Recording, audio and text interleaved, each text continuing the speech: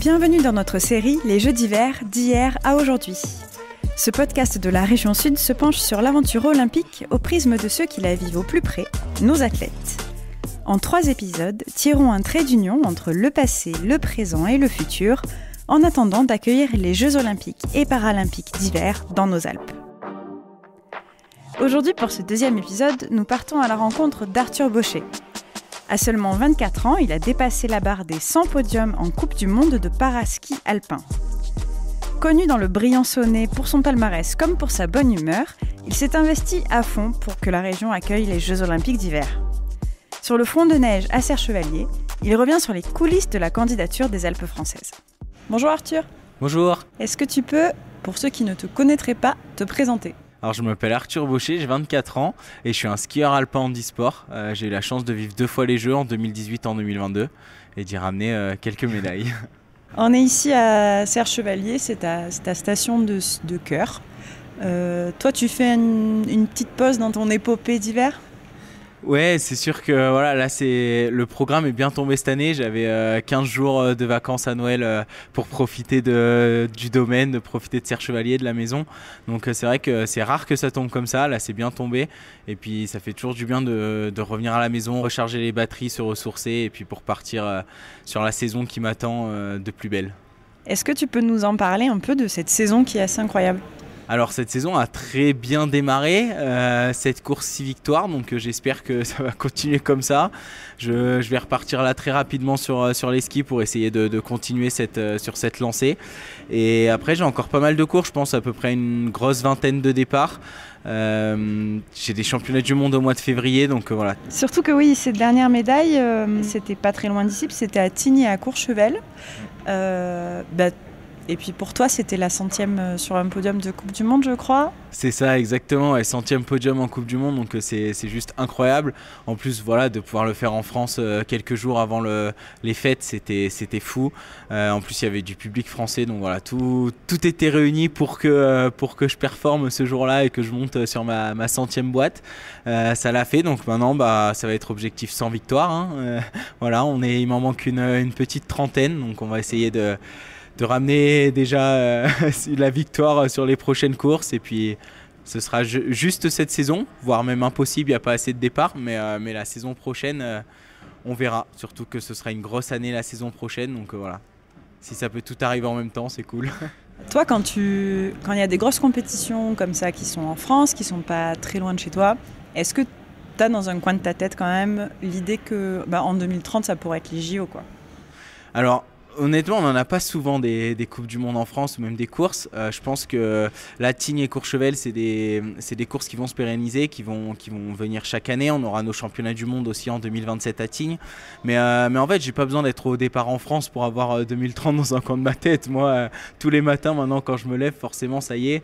Alors bien sûr, il y a 2026 avant, mais c'était il y a quelques années un objectif sur le long terme. Aujourd'hui, c'est un objectif sur court terme parce que pour nous c'est la saison prochaine déjà, c'est demain, donc voilà, c'est 2030, c'est mon objectif à long terme et j'y pense tous les jours je crois, franchement j'ai déjà hâte d'y être, donc voilà, il y a des étapes d'ici là mais j'ai vraiment hâte d'y être.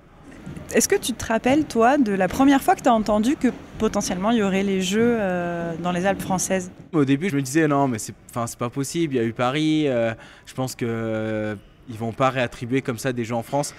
Et puis, plus j'ai creusé un peu le dossier, plus je me disais ça sent quand même plutôt bon. Et je me rappelle quand on a annoncé qu'on rentrait seul pays dans le dialogue ciblé. Et là, je me suis dit, voilà, ça sent vraiment bon, quoi. Donc, ouais, cette journée, je m'en rappelle bien. J'étais à Tignes, justement, aux Étoiles du Sport. Et c'est vrai que ouais, là, j'y ai cru. Je me suis permis, en tout cas, d'y croire. Et c'est vrai que maintenant, cette pensée des Alpes françaises 2030 ne m'a plus quitté. Toi, tout de suite, tu as eu envie de t'investir pour cette candidature, pour ce territoire. Bon, pourquoi ? Je pense que je connais un peu la réponse, mais comment est-ce que tu t'es mobilisé ? C'est vrai que oui, j'avais envie de m'impliquer dans ce projet. Pourquoi ? Parce que déjà c'est la chance d'une vie pour un athlète. Je pense que les athlètes d'été pourront en parler aussi suite aux Jeux de Paris. Mais voilà, c'est une chance qui, si elle se présente qu'une seule fois dans une vie, dans une carrière. Donc moi c'est clairement devenu un de mes objectifs. Et après Pourquoi j'ai voulu m'impliquer aussi, c'est parce que mon territoire, je l'aime. Enfin voilà, le sud, j'aime le sud. Je le répète assez souvent. Et puis c'est vrai que moi, je suis tombé amoureux d'ici. Je suis tombé amoureux de ces montagnes et j'ai envie de faire connaître ces montagnes au monde entier et dire que voilà, en France, on sait accueillir des grands événements et on sait aussi accueillir des grands événements d'hiver. Et voilà, maintenant, on devra le prouver en 2030, mais je suis sûr qu'on en a largement les capacités. Ta candidature, tu t'y es vraiment beaucoup intéressé. De ton point de vue, c'est quoi les gros points forts des Alpes françaises pour les recevoir ces Jeux ? Je pense que déjà c'est un dossier intelligent dans le sens où on ne veut pas faire dans le gigantisme, etc. où maintenant c'est plus vraiment ce qui est à l'ordre du jour. Donc voilà, et puis surtout on a les montagnes, on a le savoir-faire, on a les pistes. Donc en fait tout ça, je pense que ça fait partie de nos gros points forts. C'est-à-dire que l'environnement ici il est beau, les montagnes elles sont belles, il y a de quoi faire. Il y a de quoi faire avec aussi un moindre impact. Et ça on en parle de plus en plus, on y pense de plus en plus. Donc voilà, le fait aussi qu'il y ait plusieurs clusters, donc plusieurs villages, ça aussi c'est quelque chose qui tenait vraiment à cœur au CIO, c'est-à-dire de ne pas faire quelque chose d'énorme, reconstruire quelque chose d'énorme à un endroit et après prendre des bus ou faire de la logistique des trajets. Voilà. Donc voilà, on aura plusieurs petits clusters, plusieurs petits villages dans les Alpes du Nord, chez nous dans le sud. Et je pense que ça, c'est une des forces du projet, bien sûr, avec nos montagnes, parce que je pense que tout est dit quand on parle des montagnes françaises. Et justement, tu parles des petits clusters. Est-ce que tu peux nous en dire 2 mots ?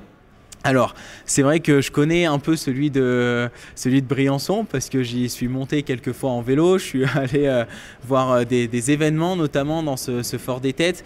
Et c'est vrai que c'est un projet qui est ambitieux, mais qui est tellement magnifique parce que ces anciennes casernes militaires, elles sont belles, ces forts, ils sont beaux. On a la chance dans le Briançonnais d'être entouré par pas mal de forts vauban comme ça et de pouvoir les voir tous les matins en levant la tête, on se dit wow, c'est beau quand même, ça fait partie de notre histoire, ça fait partie de notre ADN et de pouvoir justement réhabiliter ces forts pour que ça devienne un village olympique dans un premier temps, puis après des logements dans un second temps.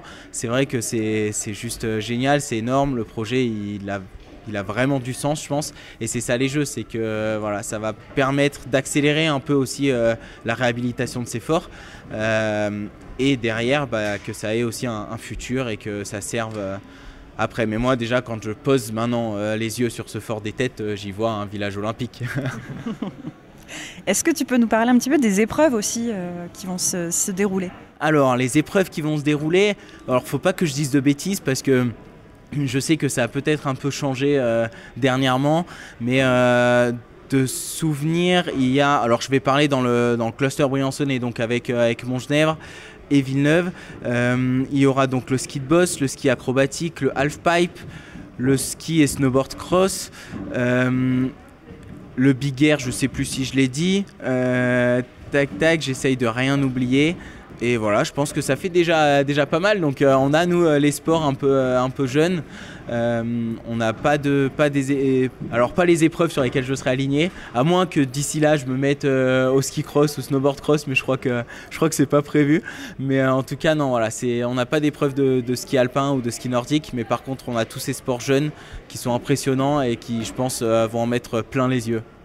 Et toi, du coup, en parlant des sports dans lesquels toi tu excelles, est-ce que tu peux nous en parler un petit peu, nous expliquer ? Alors moi, c'est le ski, on va dire, le plus classique, c'est-à-dire que voilà, on est le ski est un peu de feignant, on monte en remontée mécanique et puis nous on fait que descendre. Voilà, moi il y a 5 disciplines dans le ski alpin, donc ça va de la descente au slalom en passant par le super G, le super combiné et le géant. Et ce qui diffère un peu dans ces disciplines, c'est juste la distance entre les portes, la longueur des skis. Ça va de skis de 2,18 m pour la descente à des skis d'1,65 m pour le slalom. Et la distance entre les portes, ça va de 60 mètres en descente à 9 mètres en slalom. Donc voilà, c'est l'intensité est totalement différente. C'est pour ça qu'il faut être très très polyvalent, surtout chez nous en handisport où on fait les 5 disciplines. Mais c'est vrai que c'est le meilleur sport du monde, quoi, hein. Je pense que je peux le dire comme ça. Parce qu'il y a ça aussi, avoir un événement comme celui-là sur le territoire, c'est aussi une belle manière de promouvoir ton sport, quoi.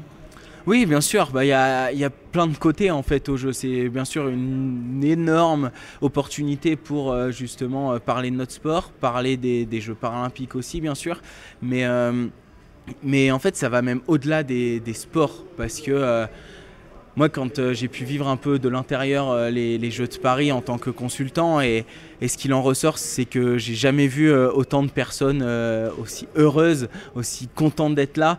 Et on entendait, permettez-moi l'expression, mais les rageux avant qui disaient que ça allait pas bien se passer, que ci, que là. Et en fait, ça s'est merveilleusement bien passé. Les gens étaient contents et moi, ça m'a donné une force de fou de vivre ces jeux-là. Il y a une image qui me marque vraiment d'un jeune qui était à l'escrime et qui a passé plus de temps debout qu'assis tellement il était à fond derrière cette équipe de France. Et c'est là où tu te dis, voilà, les jeux, c'est pas que du sport en fait, ça va bien au-dessus de ça, ça fait passer des messages, ça fait passer des messages de résilience, de tout ça, et ça aide énormément. Enfin, je veux dire, t'avais un petit coup de mou cet été, t'allumais la télé, tu voyais les jeux, en plus avec les performances des Français et Françaises qui ont été juste incroyables. Et voilà, ça te redonnait le sourire, ça te redonnait de la niaque. Et en fait, les jeux, je pense que c'est vraiment ça aussi. C'est une piqûre d'énergie. Et je pense que ça, tout le monde en a besoin. Tu parlais tout à l'heure des rageux des JO de Paris. Est-ce que tu as un message pour les rageux des JOP 2030 ? Non, mais juste, j'entends toujours pour 15 jours de sport. Mais en fait, quand tu entends cette phrase-là de c'est juste pour 15 jours de fête, 15 jours de sport, les jeux, c'est pas 15 jours. Ça va bien au-delà, c'est déjà beaucoup de préparation où on en parle, ça incite les jeunes à se mettre au sport. Et aujourd'hui, moi, si je suis aussi bien dans ma vie, c'est grâce au sport. Parce que voilà, moi, on m'avait dit qu'il fallait peut-être que j'arrête le sport. Ça, j'ai jamais pu le faire. Et aujourd'hui, je suis tellement bien mentalement. Alors physiquement, c'est sûr, il y a des hauts, il y a des bas, mais comme tout le monde. Mais par contre, le sport m'apporte une force mentale de fou et il m'a fait énormément grandir. Il y a encore quelques années, j'étais méga timide. Je parlais les premiers partenaires que j'avais, j'envoyais ma mère pour répondre tellement j'étais timide. Et en fait, aujourd'hui, je suis plus du tout timide. J'arrive à parler devant des centaines de personnes. Et tout ça, c'est le sport qui me l'a apporté. Après, je dis pas que ces rageux entre guillemets vont peut-être aussi nous permettre de remettre en question certains aspects, de penser plus intelligemment la chose, mais on va trouver un compromis. Et ce qui est sûr, c'est que les jeux, on en a besoin. Et voilà. Donc le seul message que j'ai envie de dire, c'est que les solutions, il y en a forcément. Aujourd'hui, on peut être tétraplégique et faire du sport. Donc à partir de là, j'ai envie de dire, tout est possible. Donc voilà, des solutions, il y en a, il faut juste les trouver intelligemment.